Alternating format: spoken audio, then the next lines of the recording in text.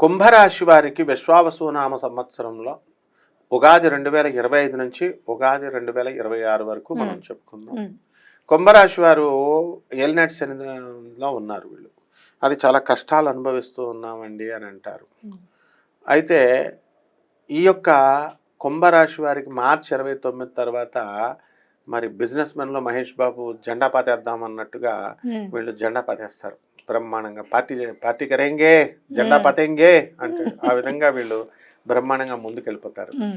ఈ కుంభరాశి వారికి ఏలినాటి శనితో పాటు జన్మంలో రాహు వచ్చాడు, సప్తమంలో కేతు ఉంటాడు, మరి గురుడు మనకి మంచి స్థానంలోకి వెళ్ళిపోతున్నాడు. కాబట్టి ఇల్లులు అమ్మేసుకున్నటువంటి వాళ్ళు ఏలినాటి శనిలో కొత్తగా వాళ్ళు ఇల్లు కొంటారు. పెళ్ళాలు వదిలేస్తున్న వాళ్ళకి మళ్ళీ ఆ పెళ్ళాలు వచ్చేయడం లేదా కొత్త పెళ్ళాలు వచ్చేయడం గ్యారంటీగా జరిగిపోతుంది. అలాగే వీళ్ళకి బట్టల షాపుల వాళ్ళు లాస్ అయినటువంటి వాళ్ళు ఉన్నారు, గోల్డ్ షాపులు లాస్ అయినటువంటి వాళ్ళు ఉన్నారు. వీళ్ళంతా కూడా ఆ సంవత్సరం అంతా కూడా క్రోధినామ సంవత్సరంలో జరిగిన లాస్ అంతా కూడా ఈ సంవత్సరం తీసేయడం జరుగుతుంది.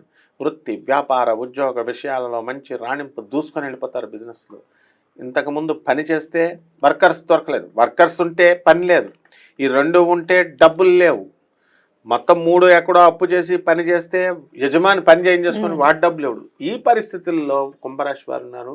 దానికంటే ఇప్పుడు మెరుగుగా ఉంటుంది.